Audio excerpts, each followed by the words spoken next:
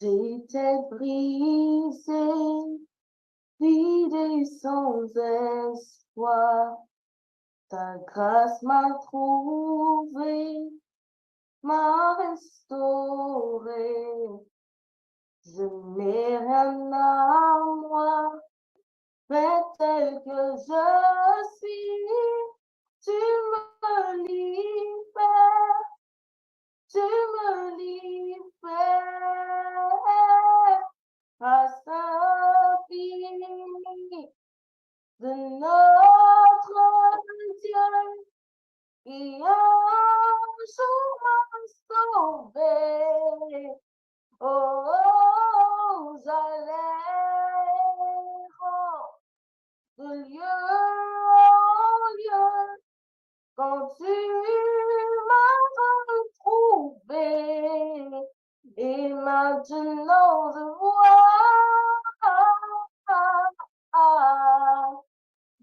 vois l'amour, la grâce dans tes yeux, donnant ta vie pour moi, me ramenant de la mort à la vie. Tu prends nos échecs, tu prends nos faiblesses, tu places tes trésors dans des vases d'argile. Oh, prends mon cœur, Père, je veux te servir pour que tous voient ta vie en moi. Grâce infinie de notre Dieu qui un jour m'a sauvé. Oh, j'allais de lieu en lieu quand tu m'as retrouvé. Et maintenant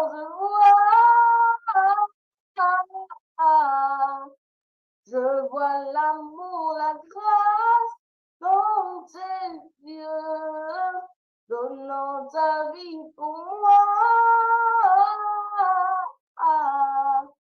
me ramenant de la mort à la vie. Grâce infinie de notre Dieu qui un jour m'a sauvé. Oh, j'allais lieu en lieu quand tu m'as retrouvé. Et maintenant, je vois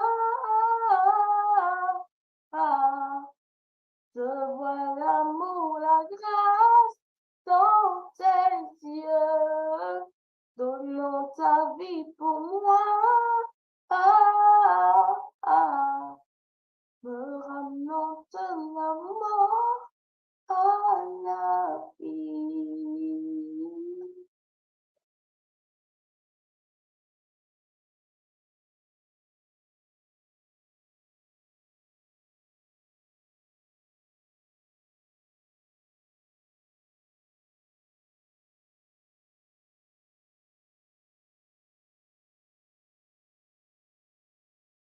C'est à moi?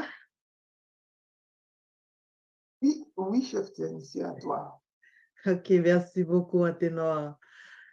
Chers amis, chers jeunes, bonjour. Je suis contente d'être avec vous ce matin pour cette dévotion spéciale. Merci beaucoup de m'avoir invité au sein de cette grande assemblée. J'ai regardé un petit peu et les noms des gens et bien sûr, je reconnais quelques personnes. Comme Anténor l'a dit, bien sûr, nous venons d'un peu partout dans le monde avec le point commun d'avoir été membre de la jeunesse à un certain moment donné à l'église adventiste Hébron. L'église Hébron, c'est l'église qui soutient que pas jamais oublié. Et c'était intéressant ce matin, je réfléchissais et ça montait dans la tête. Moi, je vais avoir, donc, je ne sais pas, dans 1 mois ou 2 mois, je vais avoir 20 ans depuis que je quitté l'église adventiste Hébron. Donc, ça se comprend que la génération maintenant ne me connaît pas, mais l'église Hébron, c'est l'église, c'est notre église de référence. J'ai grandi dans cette église et pas quoi que tout le monde nous rencontrait dans le monde, quel que soit côté où habité, hein, depuis côté Hébron, pour on dit que le câblier l'église, ça, c'est pas possible. Donc, déjà, bon anniversaire et bonne célébration. Je tiens aussi à saluer le pasteur de l'Église, s'il est là ce matin. Je sais qu'en termes de célébration, il y aura beaucoup à faire pour pouvoir souligner les 40 ans de cette Église. Donc, encore une fois, merci beaucoup de m'avoir invité. Et tout de suite, nous allons passer quelques minutes en méditation. Je vais vous inviter à prendre votre Bible et nous allons ensemble lire quelques versets et méditer sur ces quelques versets. Mais bien avant, je vais vous inviter à courber la tête pour une courte prière. Éternel, notre Dieu, notre Père, nous te remercions pour la nuit passée en bien. Ce matin, nous nous sommes réveillés, non pas grâce à nos horloges, mais c'est grâce à toi. Tu nous as réveillés. Tu as été pour nous un refuge et un appui, un secours qui ne manque jamais dans la détresse. Tu es pour nous, Seigneur, notre Dieu de résurrection. Alors que nous allons parler de toi, nous concentrer sur toi, nous te demandons, ô tendre Père, d'envoyer ton Saint-Esprit pour que nous puissions bien comprendre ce que nous allons lire, mais non seulement, Seigneur, comprendre, mais aussi mettre en application. Permets que nous soyons attentifs, fais disparaître toute distraction autour de nous et en nous. C'est au nom de Jésus que nous faisons cette prière, lui qui vit, lui qui règne au siècle des siècles. Amen. Nous sommes dans Apocalypse, chapitre 4. Le but était de voir un peu chapitre 4 et chapitre 5, mais je ne pense pas avoir le temps de faire cela. Nous allons considérer tout simplement quelques passages et peut-être l'idée principale de ce chapitre-là, le chapitre 4, et les applications qu'on peut avoir et qu'on peut tirer de ce chapitre pour notre vie aujourd'hui. Donc, nous sommes dans Apocalypse, chapitre 4. Je vais lire peut-être les versets 1 à 3 et les versets 10 et 11.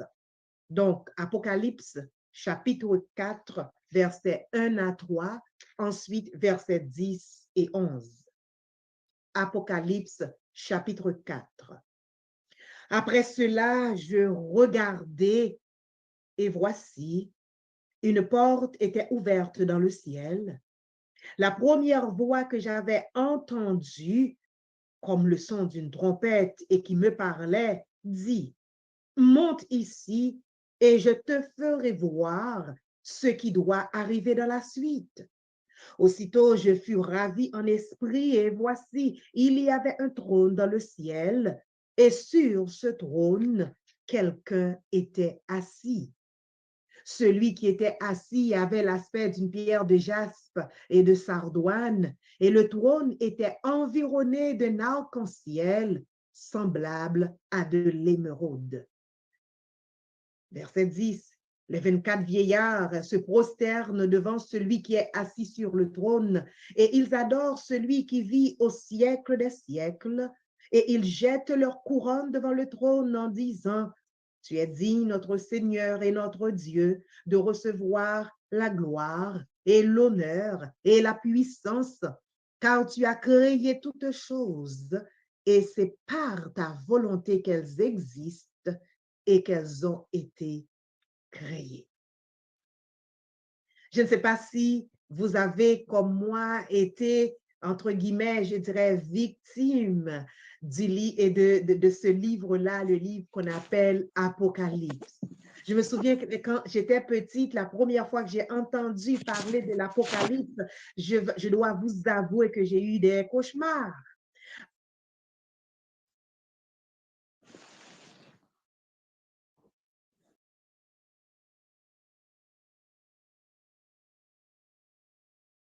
Merci beaucoup. Parce qu'en fait, avec toutes ces histoires de persécution, de bêtes, de dragons, ça a tous les ingrédients pour faire imaginer à une petite fille douée d'une imagination assez fertile toutes sortes de choses et des choses qui étaient assez terrifiantes. Pourtant, en grandissant, on comprend bien que l'Apocalypse, c'est pas vraiment une question avant tout de persécution du pouvoir de la bête ou quoi que ce soit. C'est un livre, comme le dit dans l'introduction notre frère Jean, c'est un livre qui révèle Jésus-Christ, qui révèle qui est notre Seigneur. En fait, il y a certaines personnes, certains théologiens qui disent que dans le livre de l'Apocalypse, le thème le plus important, c'est que tout simplement, ou la phrase qu'il faut retenir, c'est que tout simplement, l'agneau gagne. Quel que soit ce qui se passe, quelles que soient des situations tristes ou sombres qui sont décrites dans ce livre, mais on voit finalement que tout simplement, notre roi, notre Seigneur gagne.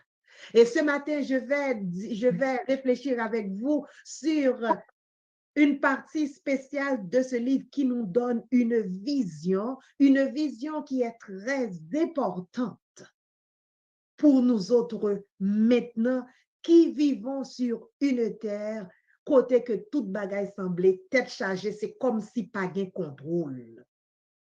Nous sommes au chapitre 4 et certaines personnes relaient chapitre ça, la salle du trône céleste. Voici ce que nous avons lu, le premier verset, il est dit, après cela, je regardais. Bien sûr, puisque c'est le chapitre 4, ça veut dire qu'il y a l'autre chapitre qui vient. Donc, quand on dit après cela, c'est après tout ce qui s'est passé dans les chapitres précédents. Et dans les chapitres précédents, nous avons vu ces lettres qui sont envoyées, qui doivent être envoyées à ces églises. Cette église qui représente non seulement des églises historiques dans le sens que étaient véritablement là lorsque monde qui t'a écrit livre ça, t'a écrit, mais aussi des églises qui représentent des périodes de l'histoire chrétienne. Donc après cela, après tout ça finit, après tout ça nous sautouait, je regardais ce qui. Et bien sûr, il faut retourner au début du livre pour voir que c'est Jean. Jean qui est sur l'île de Patmos. Une île, bien sûr, c'est pas tout le monde qui est d'accord avec la description de cette petite île-là de la mer Égée qui regroupait des gens, entre guillemets, des criminels qui étaient exilés pour travailler dans les carrières pour le gouvernement romain. C'est cette petite île-là qui va vivre une expérience extraordinaire parce que sur cette petite île, il va y avoir cet homme, Jean. Vous connaissez bien Jean. Jean, le disciple bien-aimé de Jésus-Christ. Jean, le plus jeune des 12 et celui qui était là encore vivant à la fin du 1er siècle. Jean a été donc exilé après mes persécutions, après beaucoup de durs labeurs. Jean a été exilé sur cette île et j'aimerais bien que vous pensiez à ce vieillard qui est là dans cette île, qui a perdu tous les gens avec qui il travaillait, ses compagnons d'armes, je dirais. Pierre est mort, Jacques est mort, Paul est mort, tout le monde qu'on a travaillé ensemble avec lui, il n'est pas là encore, Jean Grand Moun. Et Jean est exilé sur cette petite île. Et dans cette situation que si on regarde avec les yeux humains, qu'on dirait une situation sans issue, parce qu'il a été exilé par l'empereur Domitien,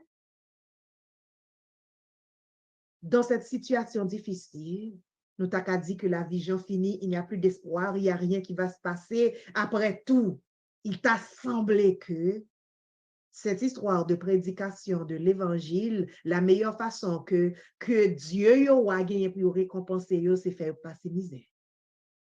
Même que quelquefois dans notre vie, soit en tant que jeune, soit en tant que jeune adulte, soit en tant que adulte, après avoir passé 10 ans, 15 ans, 20 ans, 30 ans à faire tout ce qu'on peut à l'église, à travailler, à faire de dur labeur, à participer à des séances de comité, à mettre de côté même sa propre vie personnelle pour pouvoir faire avancer la cause de Dieu, quelquefois vous vous trouvez dans une situation et vous vous demandez, mais tout ce que j'ai fait, c'est pour être résumé à ça. Comprenez bien. Maintenant, nous avons l'image de Jean et des disciples. Nous avons cette image spirituelle, cette image extraordinaire où ils avaient des pouvoirs, ils guérissaient des malades, ils faisaient des miracles et que comme si il n'y a pas d'humain encore, il n'y a pas de souffrir encore, il n'y a pas de connaître la misère encore. Mais pourtant, la souffrance, la persécution, c'était leur lot quotidien au premier siècle. Et là, Jean se retrouve seul parmi d'autres criminels. Il n'est pas criminel, il est tout simplement un disciple bien-aimé de Jésus-Christ. Mais il est sur cette île. Et bien sûr, c'est dans des situations extraordinairement difficiles, dans des situations côté que si que ou pas prend bien qu'a perdu la foi, c'est le ça pour qu'un bépi plus. Parce que assurément, Dieu a quelque chose à te dire. Dieu a quelque chose à faire. Dieu n'a pas encore dit son dernier mot. Et c'est ce qui est arrivé pour Jean. Dieu n'avait pas encore dit son dernier mot. C'est dans cette situation difficile que va être écrit le livre qui va constituer une image assez extraordinaire de Jésus-Christ dans la Bible. C'est le seul livre dans la Bible où sont inscrits tous ces titres extraordinaires de Jésus-Christ dans le seul livre. C'est le livre côté que nous connaissons que Jésus-Christ, il est l'alpha et l'oméga, le commencement et la fin. C'est lui qui tient les clés de la mort et du séjour des morts. C'est lui-même qui connaît tout ça qui a passé dans la vie nous et qui a un message particulier pour notre vie. C'est le livre qui nous présente Jésus-Christ, qui est l'agneau, mais qui est l'agneau immolé, mais qui est aussi le lion de la tribu de Juda. C'est lui-même qui a fait bataille pour nous. C'est lui-même qui gagne bataille pour nous en fin de compte. Donc, ce jeu-là, c'est Jean. Jean dit comme ça. Dans Apocalypse chapitre 1er, chapitre 4, verset 1er, les garder. Et voici, une porte était ouverte dans le ciel.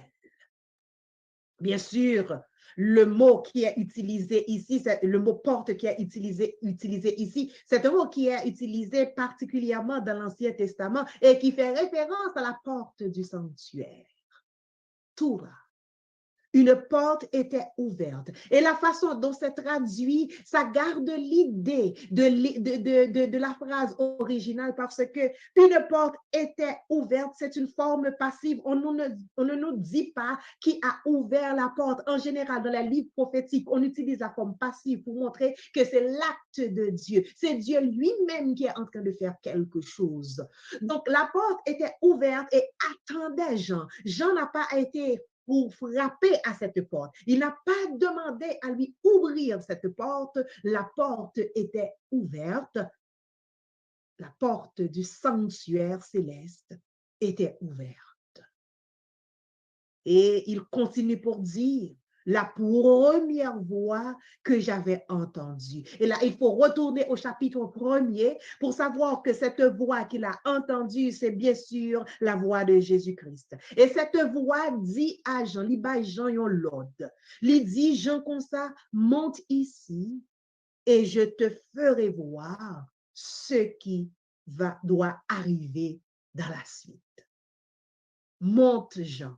M'bral fort ouais ça pral passer. Et là, il faudrait tout simplement, les amis, faire attention ou du moins, faut-il imaginer, mettez imagination nous en branle pour bien comprendre ce qui va se passer par la suite. Parce que la voix dit à Jean de monter, elle va lui montrer ce qui va se passer dans la suite. Ça signifie que l'endroit où que Jean va visiter, côté que Jean va louer, à son côté qui contrôle sur ce qui a passé. Parce que si moi dit comme ça que je vais te faire voir ce qui va se passer par la suite, c'est que dans cet espace-là réservé aux événements, c'est un espace de contrôle. C'est un espace qui va vous permettre, qui contrôle ce qui se passe dans l'histoire de l'humanité. Ce n'est pas n'importe où. La voix lui dit, monte et je te ferai voir ce qui va se passer dans la suite. Je ne sais pas, avez-vous déjà été invité à une salle de comité? C'est Adventiste m'a parlé, nous comprenons ça bien. Les comités à l'Église adventiste n'y participent pas qui le veut. Il faut que tu sois membre de ce comité pour participer. Et en général, on tient nos comités dans un endroit où il y a une certaine confidentialité. Si je ne fais pas partie du comité, pas si je ne fais pas partie, je ne fais pas partie du comité d'église, de l'Église adventiste d'Hébron, même si je dit pendant des années, j'ai donné ma vie, j'ai donné ma jeunesse à cette église, ce n'est pas un critère essentiel pour que je sois capable de dire, je suivre dans le comité d'église. Je ne fais pas partie de ce comité. Donc, chacun a réuni, quel que soit, ça me t'a montré, accréditation que me t'a gagné, quelle que soit expérience que me t'a gagné dans le temps avec l'église, est bon, ça pas bon le droit pour me participer au comité. Parce qu'au comité, on discute de certaines choses et c'est certaines choses-là, il y a droit pas attendre yo. Pas gen droit pour me prendre décision sur yo. Et si m'aller plus loin, dans réunions administratives, qui sont réunions qui ouvertes, mais ouvertes à qui? Ouvertes aux membres d'église. Il n'est pas ouverte à n'importe qui. Si gagnons moun lam son j'aime te petit et bon te gen frère Fleurimont lorsque tu as une réunion administrative, écoute là, il marchait dans les rangées pour nous assurer que c'est moun qui t'a supposé là, qui là. Si gon moun qui t'est là, qui pas t'a supposé là, eh bien, m'a assuré ça, frère Fleurimont a mettre le dehors. So, quand je vous pose la question, est-ce que vous invité nous dans certaines réunions, dans salles de réunion, on connaît la plupart d'entre nous va dire oui. Mais ma question suivante, est-ce que nous jamais participé dans salles de réunion, nous jamais assisté, aller dans salles de réunion côté les grandes décisions du monde sont prises? Je parle particulièrement de cette fameuse salle qu'on appelle la salle de crise de la Maison-Blanche. Est-ce que vous connaissez la Maison-Blanche? Peut-être certains d'entre vous vont me dire oui, c'est nous qui habitués à voyager déjà, on va dire oui, il a visité the White House, il a visité la Maison-Blanche, il connaît.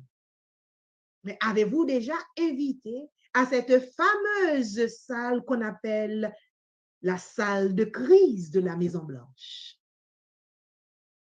La semaine dernière, on a révélé que cette salle a été rénovée au coût de 50 millions de dollars.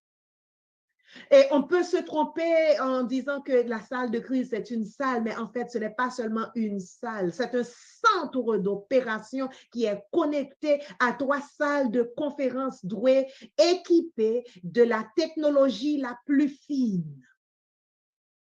Elle se trouve dans l'aile ouest de la Maison-Blanche au sous-sol et ce n'est pas n'importe qui a rentré là-dedans. C'est dans cette salle-là qu'on équipe à travailler sur ça qui a passé dans le monde jour et nuit et qui a fait rapport à président États-Unis. C'est dans cette salle-là que les grandes décisions sont prises. S'il y a des contacts à faire avec des gens outre-mer, mais de façon extrêmement sécuritaire, c'est dans cette salle-là, dans la salle de crise de la Maison-Blanche, que vous fait appel ça. Rappelez-vous la fameuse photo d'Obama que vous avez montré nous lorsque il a fait grande opération ça pour être capable de take down tuer Osama Ben Laden. C'est dans cette salle. N'importe qui pas capable foutu rentrer dans la salle ça comme ça. C'est dans cette salle-là, lorsque toute crise a passé, que c'est crise à l'intérieur des États-Unis, que c'est crise dans le monde, qu'il y a monitoré ce qui a passé, pour connaître qui ça a passé jour et nuit, et garder pour voir comment les médias vont relayer ces informations, et pour essayer de compiler autant d'informations possibles pour que des décisions puissent être prises. Avez-vous déjà été dans cette salle? Si vous avez déjà été dans cette salle, dans les mémoires après, vous avez l'autre 6 ans toujours. Parce que tout ça me dit, là, c'est bagaille qu'on a trouvé un peu partout sur Internet. Mais ça ne me dit pas exactement en ce moment qu'est-ce qui est en train de se passer. Ça ne me dit pas non plus la semaine dernière qu'est-ce qui s'était passé. Ça ne me dit pas il y a 10 ans, il y a 15 ans, qu'est-ce qui a été discuté dans cette salle-là. Et ça ne va pas me dire sûrement pas demain, ça va discuter dans cette salle-là. Parce que même ils vont reconnaître exactement ça va discuter dans cette salle demain parce qu'ils n'ont pas ce pouvoir de diriger tous les événements de la terre, de savoir ce qui va se passer et de prendre des décisions en avant même que bagaille ça va passer. La salle de crise de la Maison-Blanche. Une salle côté que c'est pas n'importe qui peut entrer dans cette salle. Et pourtant, il y a une autre salle côté que grand moun yo invité vin dans salle ça. Et salle ça, c'est salle côté que l'univers est contrôlé. Côté que moun k'ap dirige univers là chita avec mon équipe l'autre moun. Alors nous dit moun parce que c'est le terme qu'on peut utiliser dans notre langue maternelle. Mais l'être suprême, notre Dieu, c'est l'alchita pour prendre décision. Et ça fait comique là, qui est-ce qui peut l'inviter pour regarder ça qui a passé dans salle ça? C'est notre frère Jean, un exilé, un criminel. C'est un monde que on dit mais pour le gouvernement romain de l'époque que ce monde que a crasé aussi facilement qu'une mouche. Il n'a pas aucun pouvoir politique, il n'a pas l'argent, il n'a pas rien. Jean, c'est un maltraité, c'est un persécuté, son petit grand monde qui est faible. Et pourtant, au sein de cette faiblesse, de persécution, de tout ça qui a passé mal dans la vie, il va être invité à voir ce qui se passe, non seulement à son époque, mais aussi ce qui va se passer dans la suite. Jean est invité à prendre place dans cette salle qu'on appelle la salle du trône céleste. Et dans cette salle, ce qu'il va voir, ce n'est pas des mots qu'on est capable vraiment comprendre. D'ailleurs, sa description du salle nous remplit de confusion. Il y a tellement de prépositions, il y a tellement de choses qu'elle dit nous que nous ne pouvons pas comprendre comprendre ce qui a passé. Parce que Jean va dire, la première chose qui va attirer son attention, c'est qu'il y a quelqu'un qui est assis sur le trône. Et nous savons bien, quand on parle de trône, quand on dit que quelqu'un est assis, le trône, c'est d'abord le symbole de puissance, d'autorité, de gouvernance, de toutes sortes de pensées. Et quand on dit que quelqu'un est assis sur le trône, ça veut dire que Moussa, il a en session, il a tout pouvoir dans mes des gens comme Oui, un bon juif. Il ne va pas décrire, parce qu'on ne peut pas décrire non plus la façon, la manière dont Dieu est. Il va dire celui qui est assis sur le trône. Dieu qui est assis sur le trône. Il avait donc cette apparence de jaspe et de sardoine. Et le trône qui était environné d'un arc-en-ciel, c'est le trône principal. Mais ce n'est pas seulement un trône que Jean va voir. Il va voir aussi d'autres trônes, parce qu'autour du trône, il va y avoir 24 autres trônes. Et sur ces 24 autres trônes, il va y avoir 24 vieillards. Et il ne va pas seulement voir le trône et 24 trônes et 24 autres trônes. Il va dire que devant le trône,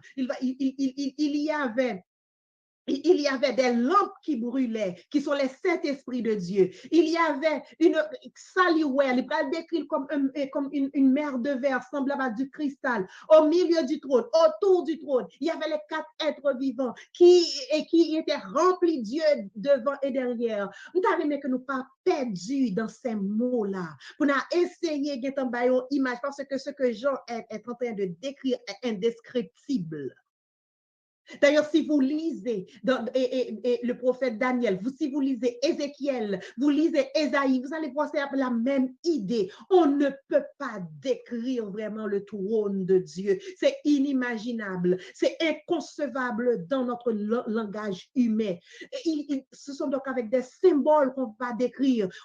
Tous ces autres trônes, ça veut dire que Dieu ne prend pas tout simplement les décisions tout seul. Dieu partage son autorité. Bon Dieu, pas au monde cap fermer toute bagaille et sous responsabilité. Il est transparent. Il n'y a pas de problème ensemble avec nous pour expliquer nous les choses que nous pouvons comprendre. Les choses que nous ne pouvons pas comprendre restent à lui, mais il n'a pas de problème pour nous expliquer les choses que nous pouvons comprendre. Il y a cette histoire de ces yeux-là qui montraient que, mais non, Dieu ne connaît tout ce qui se passe dans le monde. Mon Dieu, Dieu n'a pas fermé sur ce qui a passé dans le monde là. C'est pas, les n'a prié, c'est pas, mettez au courant de ce qui a passé. Il connaît ce qui a passé déjà et il est au contrôle.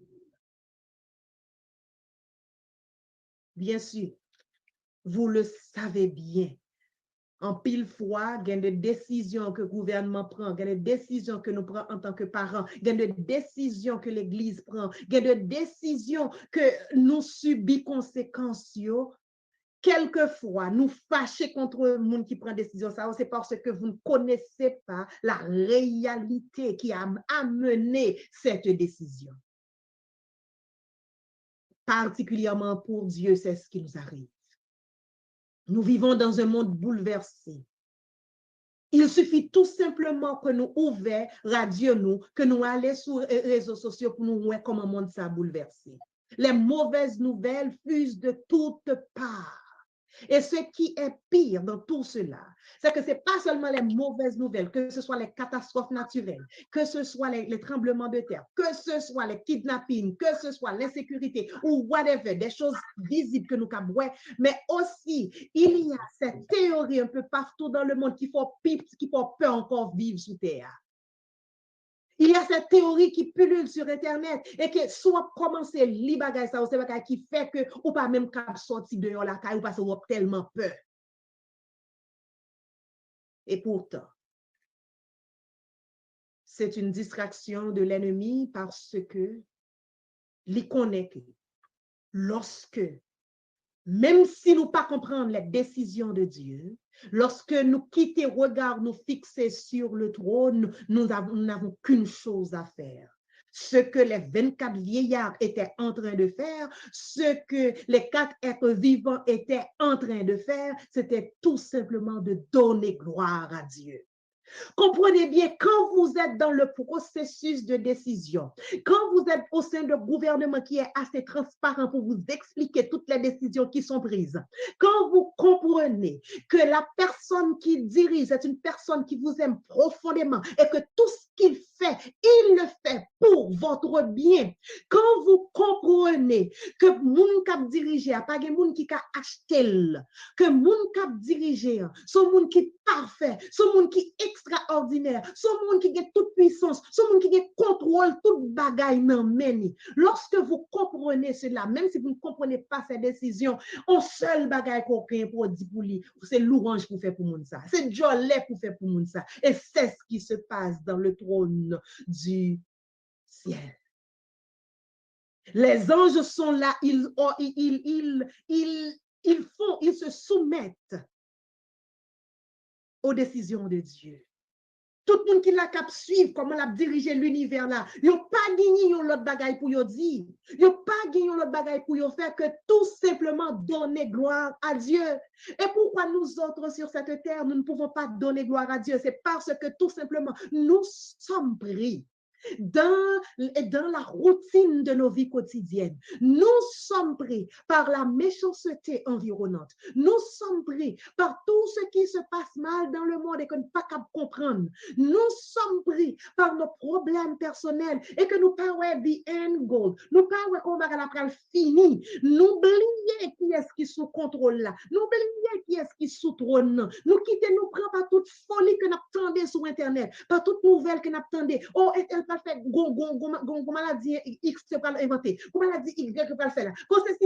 Et puis nous-mêmes, peut-être nous commencer chaud, n'oubliez qui est-ce qui sous trône. Et c'est la raison pour laquelle nous ne pouvons pas réagir comme les 24 êtres vivants. Nous ne pouvons, comme les 24 vieillards et les 4 êtres vivants, nous ne pouvons pas réagir comme les anges. Nous ne pouvons pas réagir comme les autres êtres célestes qui sont en train de donner gloire à Dieu parce que n'oubliez qui est-ce qui a contrôlé l'univers là. Nous oublions qui est notre Dieu. Au milieu de tout monter, descendre, parler en pile qu'a fait là. Écoutez les amis, il n'y a qu'une personne sur le trône de l'univers et c'est notre Dieu. Et notre Dieu ne donne pas son autorité à personne. Il est assis sur son trône. Il est en contrôle. Tout ça qu'a fait dans le monde, pas rien qu'a échappé là. Si on a un accident qui arrive, que nous allons prier, c'est pas qu'on a dit, oh, mes amis, quand même, un accident d'Haïti. Oh, pas comme ça, non? C'est pas même genre avec la situation, avec la salle de crise et de la Maison Blanche où il y a des gens qui sont là pour surveiller ce qui se passe et qui rapportent ce qui se passe au président. Non, bon Dieu, n'a besoin de personne pour rapporter lui. Lui connaît ça qui a passé. Et en fin de compte, tout ça qui a passé suit une trajectoire bien déterminée pour ses enfants, pour ceux qui sont avec lui, pour ceux qui le choisissent. Tout ça qui a passé concourt à leur bien. Et finalement, il y aura un moment où côté que l'Ipral dit tout simplement, tous les méchants, ça suffit comme ça. Bon, talon nous c'était ça que me dirigé. Nous toutes là, mettez-nous dehors, nous pas capables, nous pas supporter nous encore. Et alléluia, gloire à Dieu. Jésus va revenir et il va mettre de l'ordre sur ce qui se passe sur cette terre. Mais en attendant, nous sommes appelés à regarder vers le trône de Dieu pour nous rappeler qu'il est encore au contrôle. Notre Dieu règne encore, jamais son amour ne s'endort. Écoutez les amis, vous êtes peut-être des jeunes, vous vivez en Haïti, ou bien vous êtes aux États-Unis, ou bien vous êtes au Canada, n'importe côté que nous y est. Quel que soit côté nous, c'est haïtien, nous connaissons que nous avons des problèmes. Gagner des situations difficiles que nous fait face avec lui. Peut-être que ceux qui sont en Haïti peuvent penser que ceux qui sont immigrants, qui sont immigrés, ces gens-là, il n'y a pas de problème, c'est fini pour eux, tout bagaille, ok? Ce n'est pas vrai du tout. Il faut subir l'immigration pour qu'on ça, immigration, qu'elle la donne. So, nous toutes là qui là, nous avons problème, nous avons difficulté. Mais est-ce que vous allez être pris dans le piège de regarder ce qui se passe et d'oublier que notre Dieu règne encore? d'oublier que dans les coulisses, il y a quelqu'un qui mène les affaires de ce monde, que dans les coulisses, il y a quelqu'un qui est en train de mettre toutes les pièces du puzzle ensemble pour que finalement, ça te vle au début de la création, ou retourner, Jean que bagay yo te vle. En attendant, n'a passé par des périodes de turbulence. En attendant, n'a passé par des périodes où on pense que le méchant gagne, où on pense que celui qui est unique est en train de diriger le monde, où on pense que tout le monde qui bon yo a mourir, tout le monde qui pas bon yo c'est yo même cap et yo même cap réussi. Écoutez, c'est le piège de l'ennemi parce que il sait qu'il a déjà perdu la bataille. Il sait qu'il lui reste peu de temps. Par conséquent, il est déterminé pour que il gagne dans son armée tout le monde possible et imaginable. Donc, il est en train de fixer nos regards sur nos problèmes, de fixer nos regards sur ce qui ne marche pas dans nos gouvernements, de fixer nos regards sur les théories de complot, de fixer nos regards sur ça nous-mêmes, nous ne pas cap diriger, nous ne pas faire rien pour nous. Au lieu que ça nous cap faire pour nous faire, pour nous pas faire, c'est le piège de l'ennemi. Et c'est la raison pour laquelle, au 1er siècle, à la fin de ce siècle-là, alors que notre frère Jean est seul sur l'île de Patmos, Jésus-Christ va lui donner donc le livre de l'Apocalypse. Pour lui dire, Jean, écoute mon ami, écoute mon enfant, je suis encore au contrôle. Viens donc voir ce qui se passe dans la salle du contrôle de l'univers. Et ça, Jean, ouais, bien sûr, c'est ces gens-là qui sont en train de chanter la gloire de Dieu, de chanter la louange, de la gratitude. Ils sont en train de dire, tu es digne, notre Seigneur, de recevoir la gloire et l'honneur et la puissance. Pourquoi? Parce que tu es le Créateur. Au chapitre 5, ce moment de louange va se transformer, avoir un autre but. Ce n'est pas seulement tu es digne de recevoir la louange de notre Dieu parce que tu es le Créateur, mais aussi l'adoration, la louange sont à toi parce que Jésus-Christ nous a sauvés, parce que Jésus-Christ lui-même a donné sa vie. Et bien sûr, la grande louange des rachetés. Au chapitre 18, chapitre 19, lorsque n'a parlé de louange, n'a parlé que nous devons remercier notre Dieu pour cette bénédiction, les rachetés vont chanter cette louange pour dire notre Dieu a vaincu pour nous. Il se peut que maintenant, ça va passer à travers, il n'y a pas semblé que c'est la victoire. Mais dès que vous êtes aux côtés de Dieu, c'est la victoire. Et c'est la raison pour laquelle vous devez louer Dieu, quelle que soit sa situation passée. Quel que soit Jean Bagayo passé, notre Dieu règne encore. Écoutez, les amis, ce matin, je vais terminer en vous reposant cette même question. Est-ce que vous êtes invités à suivre ce qui se passe dans la salle de crise de la Maison-Blanche? Non, hein? Et pourtant, Jean a été invité à suivre ce qui se passe dans la salle du trône céleste et il nous laisse un témoignage. Quand vous êtes en train de regarder ce qui se passe au ciel, vous n'avez qu'une attitude, une attitude de louange. Parce que vous savez que celui qui est au contrôle n'est pas perdu bataille. Vous savez que celui qui est au contrôle n'est pas perdu ballon, il n'a pas tombé dans mes. Il est encore au contrôle. Et quand vous savez que votre Dieu règne encore, que toute chose concourt au bien de ceux qui aiment Dieu, que notre Dieu est au ciel et il fait tout ce qu'il veut. Quand vous savez que si Dieu est pour nous, qui sera contre nous? Quand vous savez, quand vous pouvez dire, si je suis avec Dieu, qui peut être contre moi? Quand vous pouvez dire, comme c'est dit dans le psaume 20, que ceux-ci s'appuient sur leurs chars et d'autres sur leurs chevaux, mais nous évoquons le nom de notre Dieu. il plie et il tombe, nous tenons ferme et restons debout. Quand vous savez cela, quand vous êtes convaincu de cela, quel que soit le pays dans lequel vous vivez, quelle que soit votre situation, vous allez tout simplement chanter « Notre Dieu règne encore, jamais son amour ne s'endort ». Vous allez tout simplement chanter « Alléluia, Alléluia, louange à notre Dieu ». Vous allez utiliser toutes les langues que vous connaissez pour chanter la grandeur de Dieu. Pas seulement pour célébrer les 40 ans d'Hébron, mais aussi pour célébrer tout ce qui se passe dans votre vie. Je vais donc vous inviter aujourd'hui, au cours de cette semaine, à vous lancer le défi. Je vois ce qui se passe, mes yeux sont ouverts sur les mauvaises nouvelles du monde, mais ça ne m'ébranle pas parce que je sais que mon Dieu règne encore. Je vais me lancer le défi pour que je dise chaque jour dans la semaine, quel que soit Jean Bagayoye, notre Dieu règne encore. Pour que je dise, quel que soit ce qui a passé dans la vie, mon Dieu règne encore. Voulez-vous relever ce défi cette semaine, chaque jour, quand vous regardez ce qui se passe, quand vous passez à travers des situations difficiles? Je vais vous inviter, lancer le défi, à regarder vers le trône céleste et de dire, mon Dieu règne encore. Si Dieu est pour moi, qui sera contre moi?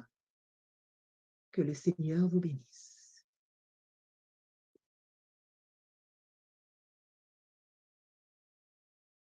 Amen, amen. Et pour Amen, amen, amen.